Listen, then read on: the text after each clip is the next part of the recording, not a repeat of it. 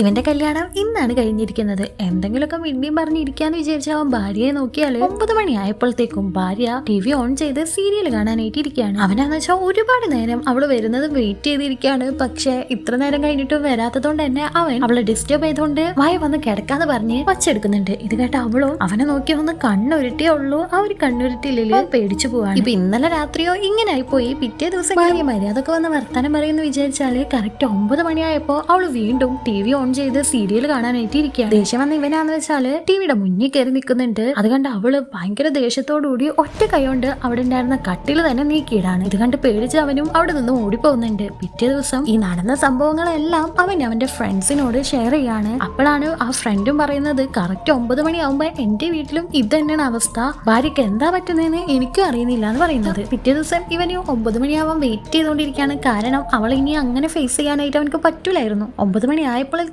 അവൻ വീട്ടിൽ നിന്ന് വേഗം ഓടി പോകുന്നുണ്ട്. പുറത്ത് വന്ന് നോക്കുമ്പോഴാന്ന് വെച്ചാല് അവന്റെ വീട്ടിൽ മാത്രല്ല ഇങ്ങനെ ഉള്ളത്, ആ ഒരു ഏരിയയിലുള്ള എല്ലാവരുടെ വീട്ടിലും ഇങ്ങനെ തന്നെയാണ് ഉള്ളത് എന്നുള്ള കാര്യം അവനക്ക് മനസ്സിലാവാണ്. കാരണം എല്ലാ ആണുങ്ങളും ഇപ്പൊ പുറത്ത് വന്ന് ഇവനെ പോലെ തന്നെ നിൽക്കാണ്. ഇതിനൊരു പരിഹാരം ഉണ്ടാക്കിയാലേ തീരുമെന്ന് മനസ്സിലാക്കി അവനും ഒരു സ്വാമിയെ കാണാനായിട്ട് പോകുന്നുണ്ട്. ആ സ്വാമി ഇവരവിടെ എത്തിയപ്പോ തന്നെ എന്താണ് അവർക്കുള്ള പ്രശ്നം എന്ന് ഇങ്ങോട്ട് പറയാണ്. എന്നിട്ട് ഒരു ലിക്വിഡ് എടുത്ത് കൊടുത്തതിന് ശേഷം ആ ഒരു ലിക്വിഡില് അവരവരുടെ ഭാര്യമാരുടെ മുടി മുറിച്ചിട്ടാല് അവിടെ ആരുടെ പ്രേതാണ് ഉള്ളതെന്ന് അറിയാൻ പറ്റുമെന്ന് പറയാണ്. ഇവനും അവന്റെ ഭാര്യയുടെ മുടി മുറിച്ച് ആ ഒരു ലിക്വിഡിൽ ഇട്ട് വെച്ച് കുറെ നേരം വെയിറ്റ് ചെയ്തിരിക്കുന്നുണ്ട്. പക്ഷെ ഒരു റിയാക്ഷനും ഉണ്ടായിരുന്നില്ല. അവസാനം 9 മണിയായപ്പോ ആ ലിക്വിഡിൽ നിന്ന് വല്ലാത്ത പുക വരാണ്. ആ പുക മാറ്റി നോക്കുമ്പോഴാണ് മനസ്സിലാവുന്നത് അവന്റെ മരിച്ചുപോയ അമ്മൂമ്മയായിരുന്നു അവിടെ ഇരുന്ന് സീരിയൽ കണ്ടിരുന്നത്. അവന്റെ വീട്ടിൽ മാത്രമല്ല എല്ലാവരുടെ വീട്ടിലും മരിച്ചുപോയ അമ്മൂമ്മമാരാണ് വന്നിരുന്ന് ആ സീരിയൽ എല്ലാം കാണുന്നത്. സംഭവം എന്താണെന്ന് വെച്ചാൽ ഈ സീരിയൽ അവര് ജീവിച്ചിരിക്കുന്ന കാലത്ത് ഉണ്ടായിരുന്നതായിരുന്നു. അത് അത്രയും ഇൻട്രസ്റ്റ് ആയതുകൊണ്ടാണ് മരിച്ചു കഴിഞ്ഞിട്ടും അവരത് കാണാൻ വന്നിരിക്കുന്നത്. നിങ്ങളുടെ വീട്ടിലുണ്ടോ ഇതുപോലെ സീരിയൽ അഡിക്റ്റ് ആയ ആരെങ്കിലും ഉണ്ടെങ്കിൽ